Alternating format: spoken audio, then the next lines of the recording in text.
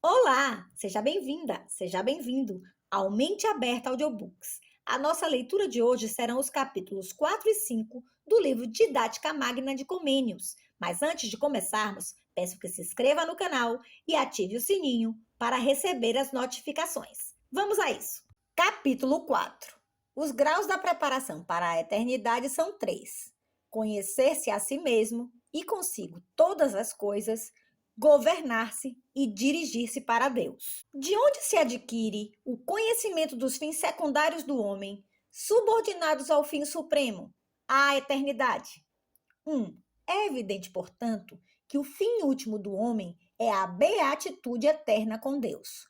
Quais sejam os fins subordinados àquele e conformes a esta vida transitória, torna-se evidente pelas palavras com que Deus manifestou a resolução de criar o homem. Façamos o homem à nossa imagem e semelhança, e presida aos peixes do mar, e às aves do céu, e aos animais selváticos, e a toda a terra, e a todos os répteis que se movem sobre a terra. Gênesis capítulo 1, versículo 26. São três. 1. Que conheça todas as coisas. 2. Que seja rei de si mesmo. 3. Que seja delícia de Deus. 2. Ora, desta passagem, torna-se evidente que foi colocado entre as criaturas visíveis para que seja 1. Criatura racional. 2. Criatura senhora das outras criaturas. 3. Criatura imagem e delícia do seu Criador. Estas três coisas estão de tal modo ligadas que não pode admitir-se nenhum divórcio entre elas, porque sobre elas se funda a base da vida presente e da futura. Que significa que é criatura racional? 3. Que é criatura racional quer dizer que observa, dar o nome e se apercebe de todas as coisas, isto é, que pode conhecer e dar um nome a todas as coisas deste mundo e entendê-las, como é evidente.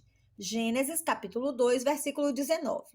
Ou então, segundo a enumeração de Salomão, Sabedoria, capítulo 7, versículo 17 e seguintes, conhecer a constituição do mundo e a força dos elementos, o princípio e o fim e o meio das estações, as mudanças dos solstícios e a variabilidade do tempo, a duração do ano e a posição das estrelas, a natureza dos animais e a alma dos brutos, as forças dos espíritos e os pensamentos dos homens, as diferenças das plantas e a potência das suas raízes. Numa palavra, todas as coisas ocultas ou manifestas, etc. Nisto está compreendido também a ciência dos artífices e a arte da palavra, de tal maneira que, como diz o Eclesiástico, em nenhuma coisa, pequena ou grande, haja algo de desconhecido. Eclesiástico, capítulo 5, versículo 18. Somente assim, com efeito, poderá de fato conservar o título de animal racional, isto é, se conhecer os fundamentos de todas as coisas. Que significa que é senhor das outras criaturas? 4. Que é o senhor das outras criaturas quer dizer que, ordenando tudo para fins legítimos, faz reverter tudo utilmente em seu proveito. Quer dizer que, portando-se por toda a parte, no meio das criaturas como um rei, isto é, grave e santamente, ou seja, adorando apenas o Criador acima de si mesmo, os anjos de Deus, seus companheiros, como a si mesmo, e todas as outras coisas menos que a si mesmo, defende a dignidade que lhe é concedida, que não está sujeito a nenhuma criatura, nem mesmo à própria carne, e que aproveita de tudo e de tudo se serve livremente, que não ignora onde, quando, como e até que ponto deve obedecer ao corpo e onde, quando, como e até que ponto deve servir o próximo. Numa palavra, que pode regular prudentemente os movimentos e as ações, externas e internas, de si mesmo e dos outros. Que significa que é imagem de Deus? 5. Finalmente, que a imagem de Deus quer dizer que representa ao vivo a perfeição do seu arquétipo, como diz o próprio arquétipo: sede santos, porque eu, o vosso Deus, sou santo. Levítico, capítulo 19, versículo 2. Os referidos 3 atributos reduzem-se: 1. À instrução, 2. À virtude, 3. À piedade. 6. Daqui se segue que os autênticos requisitos do homem são: 1. Que tenha conhecimento de todas as coisas. 2. Que seja capaz de dominar as coisas e a si mesmo. 3. Que se dirija a si e todas as coisas para Deus, fonte de tudo. Estas 3 coisas, se as quisermos exprimir por 3 palavras vulgarmente conhecidas, serão: 1. Instrução. 2. Virtude, ou seja, honestidade de costumes. 3. Religião, ou seja, piedade. Entendendo-se por instrução, o conhecimento pleno das coisas, das artes e das línguas. Por costumes, não apenas a urbanidade exterior, mas a plena formação interior e exterior dos movimentos da alma.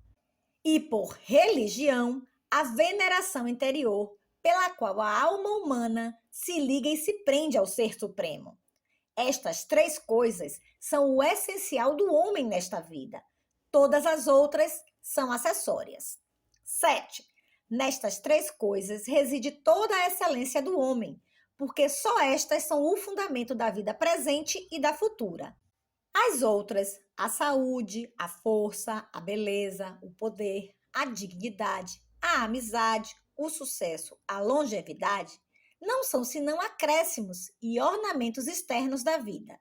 Se acaso Deus os junta a ela, ou vaidades supérfluas, pesos inúteis e estorvos nocivos, se alguém desejando-os apaixonadamente os vai procurar, e descuradas as coisas mais importantes, dele se ocupa e nele se mergulha. Ilustra-se isso com o exemplo 1. Do relógio. 8. Ilustro a minha afirmação com exemplos. O relógio, solar ou mecânico, é um instrumento elegante e muito necessário para medir o tempo, cuja substância ou essência é constituída por uma correspondência perfeita de todas as suas partes. Os estojos em que se colocam as esculturas, as pinturas e os dourados são coisas acessórias que acrescentam qualquer coisa à sua beleza, mas nada à sua bondade. Se alguém quiser um instrumento destes, de preferência belo a bom, será encarnecida a sua puerilidade, pois não repara onde está, sobretudo, a utilidade. 2. Do cavalo. Do mesmo modo, o valor de um cavalo está na sua força, junta com a magnanimidade ou agilidade e a prontidão do voltear. A cauda solta ou atada, a crina penteada e ereta, os freios dourados, a gualdrapada com bordados de ouro e os colares, sejam de que espécie forem, é verdade que acrescentam ornamento, mas, se víssemos alguém medir por estas coisas a excelência do cavalo, chamar-lhe-íamos estúpido. 3. Da saúde.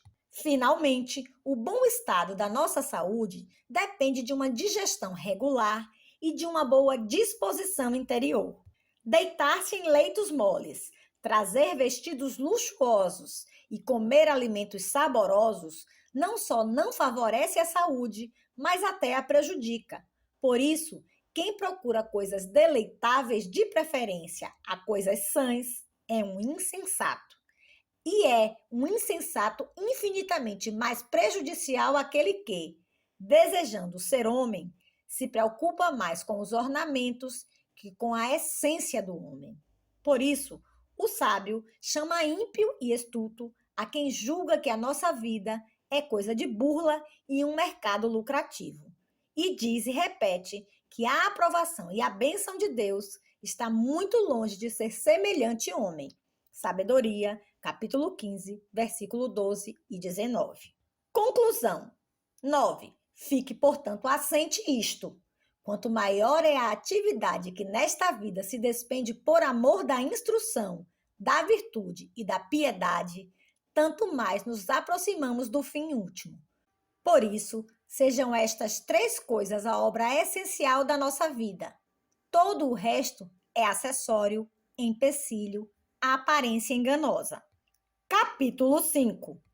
As sementes daquelas 3 coisas, da instrução, da moral e da religião, são postas dentro de nós pela natureza.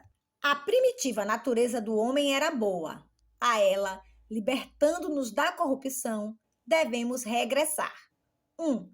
Neste lugar, por natureza, entendemos não a corrupção que, depois da queda, a todos atingiu e por causa da qual somos chamados por natureza filhos da ira, incapazes por nós próprios de pensar seja o que for de bom, mas o nosso estado primitivo e fundamental, ao qual devemos regressar como nosso princípio. Neste sentido, Luís de Vives disse: que outra coisa é o cristão, senão o homem regressado à sua natureza e restituído, por assim dizer, à sua origem, de onde o demônio o havia afastado? Da Concórdia e da Discórdia, livro 1. Neste sentido, também pode tomar-se aquilo que Sêneca escreveu. A sabedoria está em regressar à natureza e em voltar àquele lugar de onde o erro público, ou seja, o erro cometido pelo gênero humano através dos primeiros pais, nos expulsou. E diz ainda: o homem não é bom, mas, lembrando-se da sua origem, transforma-se em bom, para que tenda a igualar Deus. Desonestamente, ninguém consegue subir ao lugar de onde descera. Carta 93. A força proveniente da providência eterna impele para o estado primitivo. 2. Entendemos também pela palavra natureza a providência universal de Deus, ou seja, o influxo incessante da bondade divina para operar tudo em todos, ou seja, em cada criatura, aquilo para que a destinou. Na verdade, o objetivo da sabedoria divina foi nada fazer em vão, isto é, nem sem qualquer finalidade, nem sem os meios adequados para conseguir esse fim. Por consequência, tudo o que existe, existe para qualquer fim, e para que o possa atingir, foi dotado dos necessários órgãos e auxílios, mas ainda foi dotado também de uma verdadeira tendência, a fim de que nunca seja impelido para o seu fim contra a sua vontade e com relutância, mas antes com prontidão e com prazer pelo instinto da própria natureza, de modo que, se disso é mantido afastado, advenha o sofrimento e a morte. É certo, por isso, que também o homem foi feito, por natureza, apto para a inteligência das coisas, para a harmonia dos costumes e para o amor a Deus sobre todas as coisas. Vimos já com efeito que foi destinado para estas coisas, e é tão certo que as raízes daquelas três coisas se encontram nele, quanto é certo que a cada planta foram dadas as raízes sob a terra. A sabedoria colocou no homem raízes eternas. 3. Para que se torne mais evidente o que pretende dizer o eclesiástico, quando proclama que a sabedoria colocou fundamentos eternos nos homens, Eclesiástico, capítulo 1, versículo 14, vejamos que fundamentos de sabedoria, de virtude e de religião foram postos em nós, para que nos apercebamos quão maravilhoso organismo de sabedoria é o homem. 1. Tornando-o apto para adquirir conhecimento das coisas, o que é evidente porque o fez. Sua imagem. 4. É evidente que todo homem nasce apto para adquirir conhecimento das coisas. Primeiro, porque é a imagem de Deus. Com efeito, a imagem, se é perfeita, apresenta necessariamente os traços do seu arquétipo, ou então não será uma imagem. Ora, uma vez que, entre os atributos de Deus, se destaca a onisciência, necessariamente brilhará no homem algo de semelhante a ela. E por que não? Sem dúvida que o homem está no meio das obras de Deus, tendo uma mente lúcida como um espelho esférico, suspenso na parede de uma sala, o qual recebe a imagem de todas as coisas. Digo, de todas as coisas que o rodeiam. Efetivamente, a nossa mente não aprende somente as coisas vizinhas, mas também aproxima de si as que estão afastadas, quer quanto ao lugar, quer quanto ao tempo. Ergue-se às que estão elevadas, investiga as ocultas, desvela as veladas e esforça-se por perscrutar até as imperscrutáveis. De tal maneira é algo de infinito e de indeterminável. Se fossem concedidos ao homem 1000 anos de vida, durante os quais aprendesse constantemente qualquer coisa, deduzindo uma coisa de outra, todavia, teria sempre onde receber outras coisas que se lhe apresentassem. A tal ponto a mente do homem é de capacidade inesgotável que no conhecimento se apresenta como um abismo.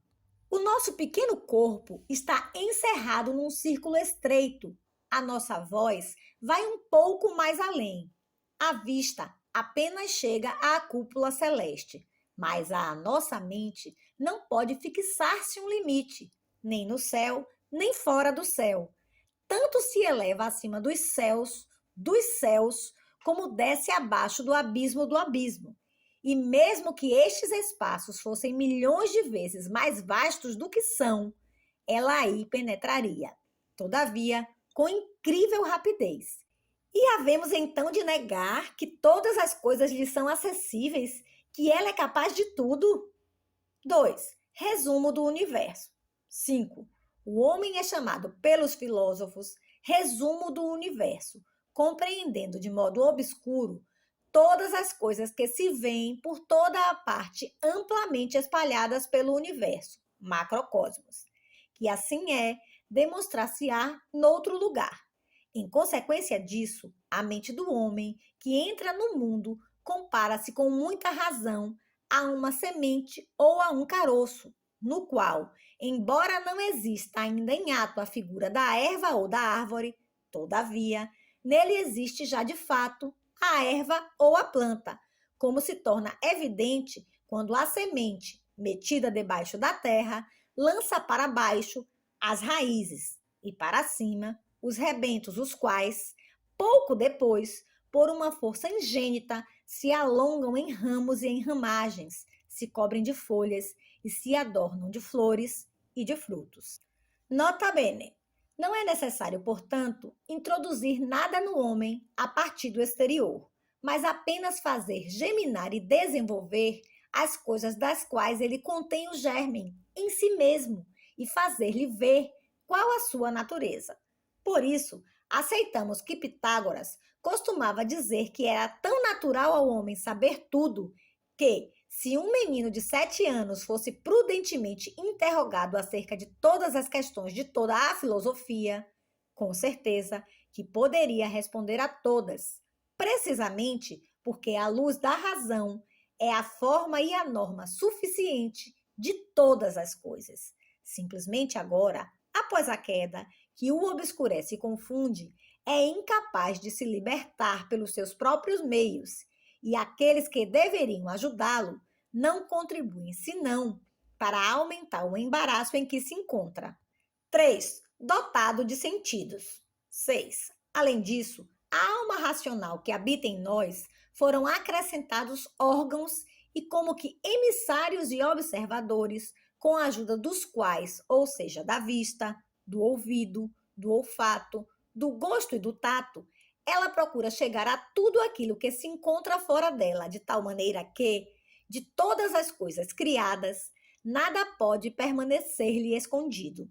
Uma vez que, portanto, no mundo visível, nada há que se não possa ver, ou ouvir, ou apalpar, e por isso que se não possa saber o que é e de que natureza é. Daí se segue que nada existe no mundo que o homem, dotado de sentidos e de razão, não consiga apreender. 4. Estimulado pelo desejo de saber. 7. Está implantado também no homem o desejo de saber, e não apenas a aceitação resignada, mas até o apetite do trabalho. Surge logo na primeira idade infantil e acompanha-nos durante toda a vida. Com efeito, quem não experimenta a impaciência de ouvir, de ver ou de apalpar sempre algo de novo? Quem não sente prazer em comparecer todos os dias em qualquer lugar ou em conversar com alguém, em perguntar qualquer coisa? Em resumo, eis o que se passa. Os olhos, os ouvidos, o tato e também a mente, procurando sempre o seu alimento, lançam-se sempre para fora de si mesmos, nada havendo para uma natureza viva tão intolerada como o ócio e o torpor. E uma vez que até os idiotas admiram os homens doutos, que significa isto, senão que também os idiotas experimentam pelo saber os atrativos de um desejo natural, nos quais eles próprios gostariam de participar, se achassem que isso era possível. Mas porque veem que isso não é possível, suspiram e olham com reverência aqueles que vêm de inteligência mais elevada. De onde resulta que muitos, tomando-se a si mesmos por guia, conseguem penetrar no conhecimento das coisas. 8. Os exemplos dos autodidatas mostram, de maneira evidente, que o homem, conduzido pela natureza, pode aprender todas as coisas. Com efeito, alguns foram mais adiantes que os seus próprios mestres, ou, como diz São Bernardo, ensinados pelos carvalhos e pelas faias, ou seja, passeando e meditando nas florestas, fizeram mais progressos que outros, instruídos na escola de diligentes professores. Acaso não nos mostra isto que, dentro do homem, estão de fato todas as coisas, isto é, o facho e o candinheiro, o azeite e a torcida, e tudo o necessário? Basta-lhe saber riscar o fósforo, fazer tomar fogo à sandália e acender as luzes para que veja, tanto em si mesmo como no vasto mundo, observando como todas as coisas foram ordenadas com número, medida e peso, os maravilhosos tesouros da sabedoria de Deus, num espetáculo cheio de beleza. Se, porém, a sua luz interior não está acesa, mas apenas se faz girar do exterior, à volta dele, as lâmpadas das opiniões alheias, não pode acontecer diversamente do que acontece. É como se fizesse girar archotes à volta de uma prisão obscura e fechada, dos quais entrariam pelos respiradouros somente alguns raios, mas não a plena luz. É precisamente como disse Sêneca: as sementes de todas as artes estão colocadas dentro de nós. E Deus, nosso mestre, de uma maneira oculta, produz os gênios. A nossa mente é comparada: 1 à terra, 2 a um jardim, 3 a uma tábua rasa. 9. Os mesmos nos ensinam as coisas a que se compara a nossa mente. Com efeito, a terra, a qual muitas vezes a Sagrada Escritura compara o nosso coração, não recebe acaso sementes de toda a espécie? E acaso um só e o mesmo jardim não permite que nele se plantem ervas, flores e plantas aromáticas de toda a espécie? Com certeza, se ao jardineiro não falta prudência e zelo, e quanto maior for a variedade, tanto mais belo será o espetáculo para os olhos, tanto mais suave é o prazer para o nariz, e tanto mais forte é o conforto para o coração. Aristóteles comparou a alma humana a uma tábua rasa, onde nada está escrito e onde se pode escrever tudo. Portanto, da mesma maneira que numa tábua, onde não há nada, o escritor pode escrever e o pintor pintar aquilo que quer, desde que saiba da sua arte, assim também na mente humana, com a mesma facilidade, quem não ignora a arte de ensinar pode gravar a efígie de todas as coisas. E se isto não acontece, com toda a certeza que não é por culpa da tábua, exceto uma ou outra vez, quando ela é demasiado rugosa, mas por ignorância do escrivão ou do pintor. Há, porém, uma diferença. Na tábua, não é possível traçar linhas, senão até ao limite em que as margens o permitem, ao passo que na mente, por mais que se escreva ou esculpa, nunca se encontra um sinal que indique o termo, pois, como atrás se observou, ela não tem termo. 4. A cera, onde podem imprimir-se infinitos selos. 10. Compara-se também com razão o nosso cérebro, oficina dos pensamentos, à cera, onde ou se imprime o selo ou de que se fazem estatuetas. Com efeito, da mesma maneira que a cera, adaptando-se a receber qualquer forma, se submete como se quer a tomar e a mudar de figura, Assim também o cérebro, prestando-se a receber as imagens de todas as coisas, recebe em si tudo o que o universo contém. Com este exemplo, mostra-se ao mesmo tempo, de uma maneira elegante, o que é o nosso pensamento e o que é a nossa ciência. Tudo o que me impressiona à vista, o ouvido, o olfato, o gosto e o tato é para mim como um selo, pelo qual a imagem de uma coisa se imprime no cérebro. E nele o imprime de tal maneira que, mesmo que a coisa se afaste dos olhos, dos ouvidos, do nariz e das mãos, permaneça sempre a sua imagem. E não é possível que ela não permaneça, a não ser quando uma atenção negligente formou uma impressão débil.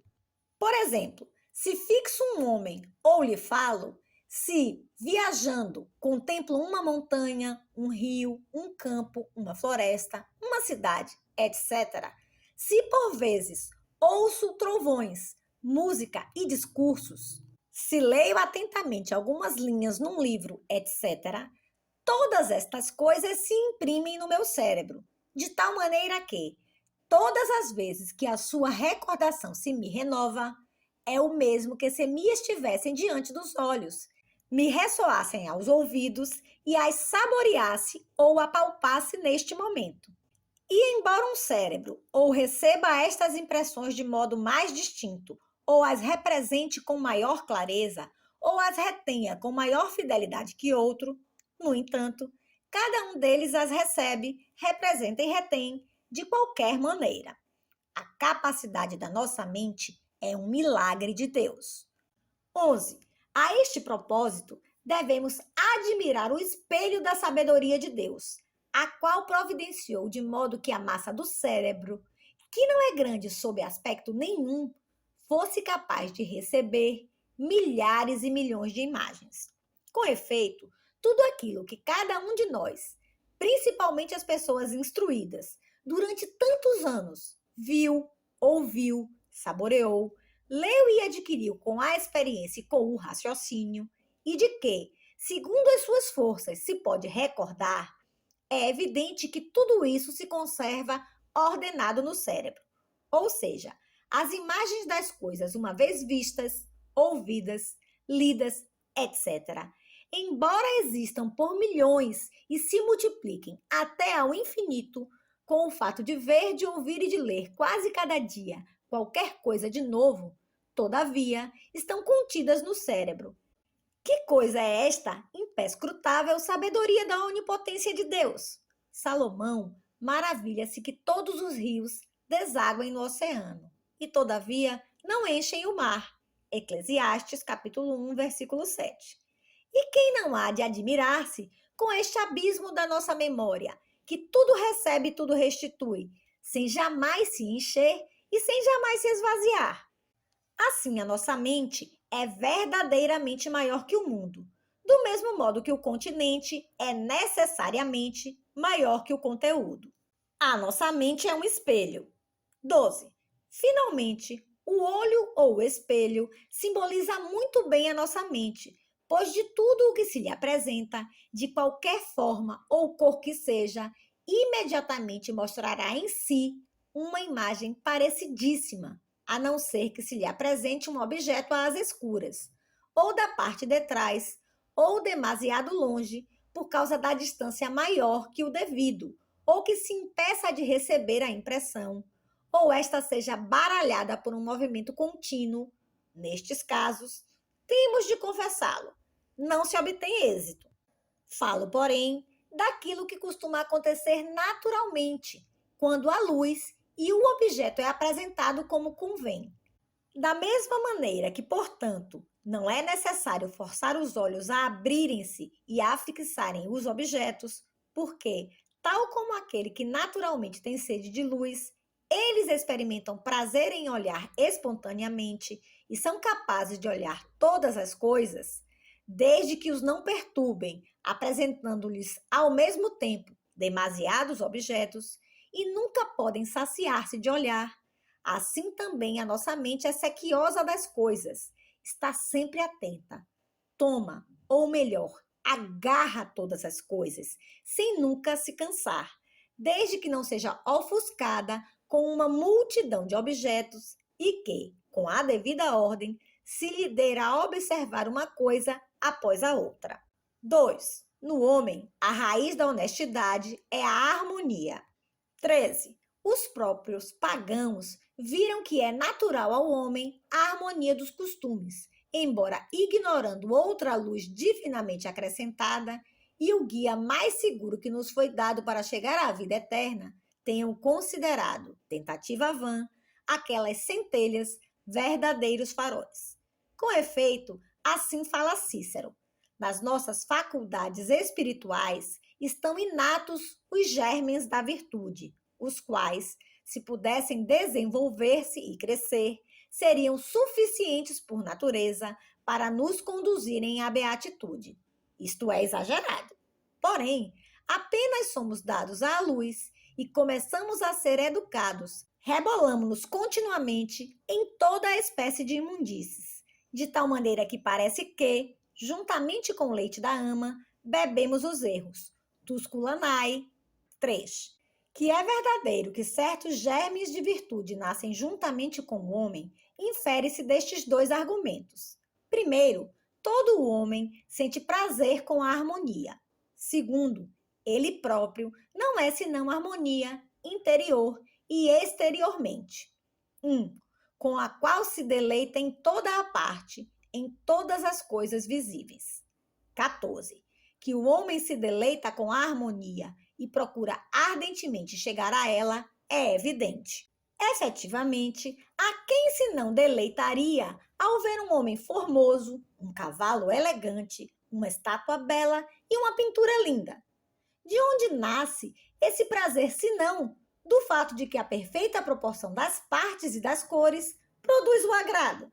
Essa proporção é o prazer mais natural para os olhos. Nas coisas audíveis. Pergunto igualmente, a quem não agrada a música? E por quê? Sem dúvida, porque a harmonia das vozes produz um som agradável. Nas coisas que se saboreiam. A quem não agradam os alimentos bem temperados?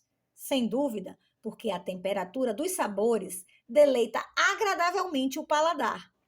Nas coisas palpáveis. Cada um goza com um calor bem proporcionado, com uma frescura bem repartida, com uma posição justa e um movimento equilibrado dos membros. Por quê? Precisamente porque todas as coisas temperadas são amigas e salutares para a natureza, e todas as coisas desmensuradas são suas inimigas e prejudiciais. E até nas próprias virtudes. Se nós amamos até as virtudes uns nos outros, de fato, mesmo quem é privado de virtude, admira as virtudes dos outros, mesmo que os não imite, uma vez que considera impossível vencer os seus maus hábitos. Porque aqui, portanto, cada um não há de amar a virtude em si mesmo. Cegos de nós, se não reconhecemos que estão em nós as raízes de toda a harmonia. 2. A qual se encontra também no homem, tanto relativamente ao corpo. 15. Mas também o próprio homem não é senão harmonia, tanto relativamente ao corpo como relativamente à alma. Com efeito, assim como o grande mundo é parecido com um enorme relógio, de tal modo fabricado segundo as regras da arte, com muitíssimas rodas e maquinismos, que para produzir movimentos contínuos e perfeitamente ordenados, uma parte os comunica à outra através de todo o relógio, assim também o homem. Com efeito, quanto ao corpo, construído com arte admirável, em primeiro lugar está o coração, que é móvel, fonte de vida e de atividade. Dele, os outros membros recebem o movimento e a medida do movimento. Mas o peso, ou seja, a verdadeira força motriz, é o cérebro, o qual, servindo-se dos nervos, como de cordas, faz andar as outras rodas, os membros, para diante e para trás. Na verdade, a variedade das operações interiores e exteriores corresponde à exata e perfeita correspondência dos movimentos do relógio. como no que diz respeito à alma. 16. Assim, nos movimentos da alma, a principal roda é a vontade. Os pesos que a fazem mover são os desejos e as paixões que inclinam a vontade para esta ou para aquela parte. A válvula que abre e fecha o movimento é a razão, a qual mede e determina que coisa, onde e até que ponto se deve abraçar ou afastar. Os outros movimentos da alma são como que as rodas menores, que seguem a principal. Por isso, se aos desejos e às paixões se não atribui um peso demasiado grande e a válvula, ou seja, a razão, abre e fecha convenientemente, é impossível não se seguir uma ordem e um acordo perfeito de virtudes, isto é, um perfeito equilíbrio das ações e das paixões. A harmonia perturbada pode remediar-se. 17. Eis, portanto, que realmente o homem em si mesmo não é senão harmonia.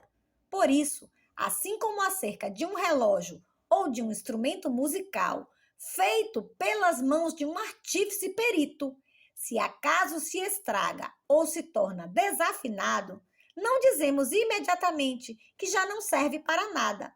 Pode, com efeito, consertar-se e tornar a afinar-se.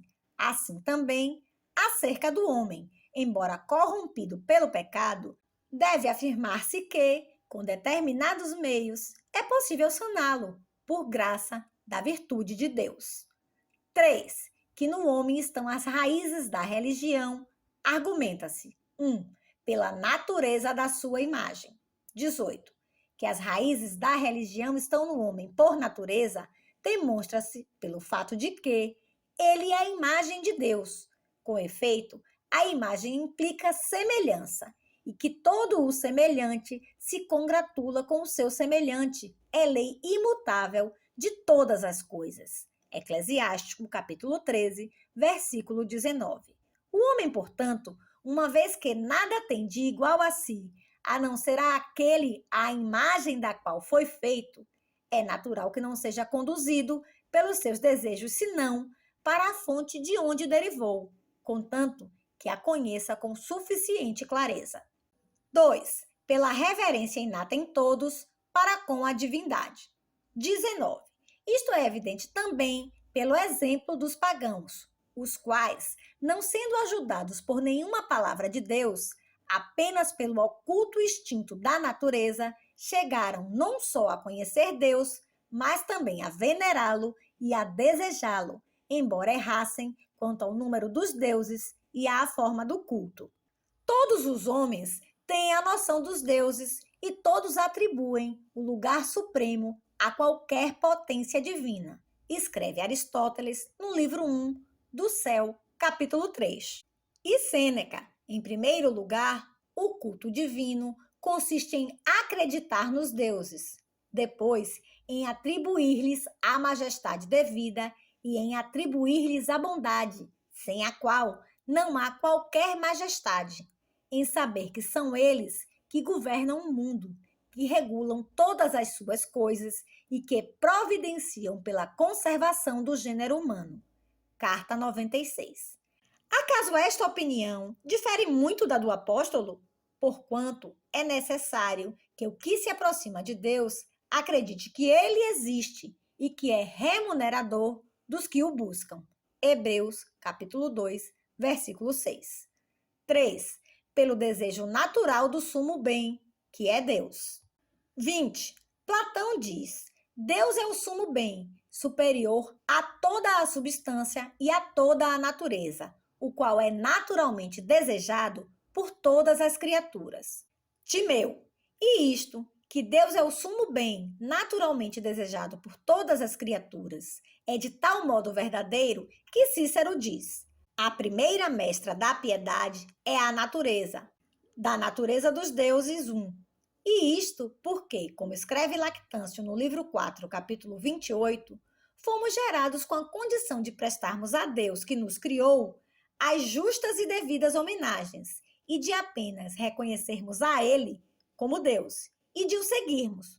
Com este vínculo da piedade, somos atados e ligados a Deus, de onde a própria religião recebe o seu nome, que nem sequer pela queda do gênero humano foi extinto. 21. Deve, todavia, confessar-se que este desejo natural de Deus, como sumo bem, foi corrompido com a queda do pecado e degenerou numa espécie de vertigem, que não é capaz de regressar à retidão com as suas próprias forças. Naqueles, porém, que Deus de novo ilumina com o seu verbo e com o seu espírito, ele volta a aguçar-se de tal modo que Davi, voltado para Deus, clama: quem tenho eu lá no céu, exceto tu? E fora de ti, nada me deleita sobre a terra. Desfalece a minha carne e o meu coração, e o rochedo do meu coração e a minha herança é Deus para sempre. Salmo, capítulo 72, versículos 24 e 25. É, portanto, impiamente que se procuram pretextos contra o exercício da piedade. 22. Que ninguém, portanto, enquanto se procuram remédios para a corrupção, nos oponha à corrupção, porque Deus, por obra do seu Espírito e com a intervenção de meios adequados, prepara-se para a fazer desaparecer. De fato, assim como a Nabucodonosor, quando foi privado do sentido humano e provido de um coração bestial, lhe foi deixada, todavia, a esperança de poder readquirir a mente humana e até mesmo também a dignidade real, logo que reconhecesse que o poder vem do céu. Daniel, capítulo 4, versículo 23. Assim também a nós, plantas excluídas do paraíso de Deus, foram deixadas as raízes, as quais, sobrevindo a chuva e o sol da graça de Deus, podem de novo germinar. Porventura o nosso Deus, logo a seguir à queda e à proclamação da nossa ruína, a pena de morte, não plantou imediatamente, com a promessa da semente bendita, de novo nos nossos corações, rebentos de nova graça? Acaso não nos enviou o seu Filho, pelo qual nos seriam restituídos os bens perdidos? E não deve sublevar-se o velho Adão contra o novo. 23. É coisa torpe e nefanda e sinal evidente de ingratidão estar sempre a apelar para a corrupção e dissimular a redenção.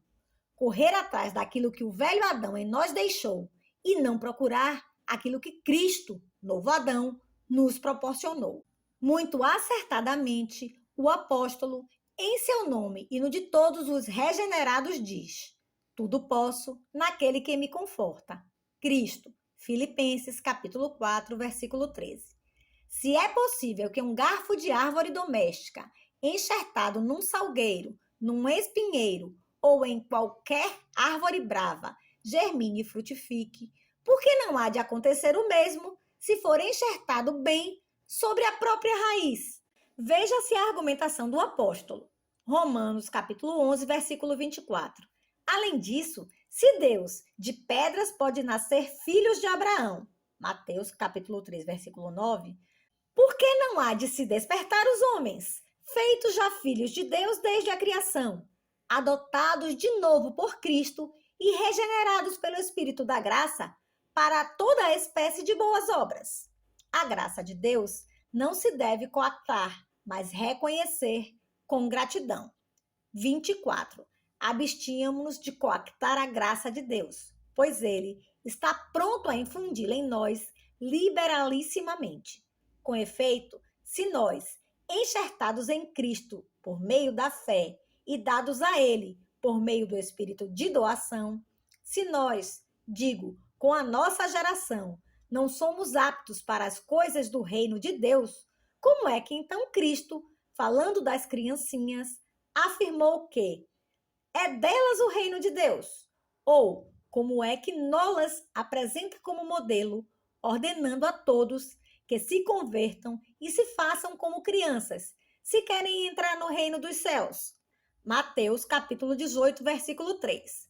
Como é que o apóstolo proclama santos e nega que sejam impuros os filhos dos cristãos, mesmo quando só um deles pertence ao número dos fiéis?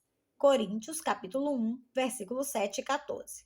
Pelo contrário, até daqueles que já mergulharam na prática de vícios gravíssimos, o apóstolo ousa afirmar: e tais éreis alguns de vós, mas fostes lavados, mas fostes santificados, mas fostes justificados em nome do nosso Senhor Jesus Cristo, pelo Espírito do nosso Deus. Coríntios, capítulo 1, versículos 6 a 11.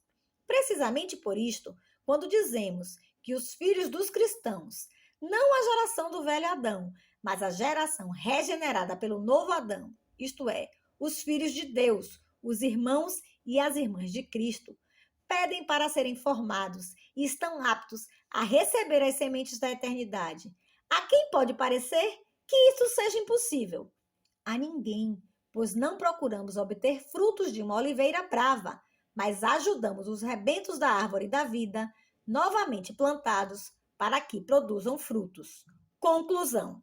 25. Fique, portanto, assente que é mais natural e, pela graça do Espírito Santo, mais fácil que o homem se torne sábio, honesto e santo, do que a perversidade adventícia poder impedir o progresso. Com efeito, qualquer coisa regressa facilmente à sua natureza. E é esta a advertência que nos faz a Escritura. A sabedoria facilmente se deixa ver por aqueles que a amam. Ela corre mesmo atrás de quem a pede, antes de ser reconhecida. E por aqueles que a esperam, faz-se encontrar, sem fadiga, sentada à sua porta. Sabedoria, capítulo 6, versículo 13 e seguintes.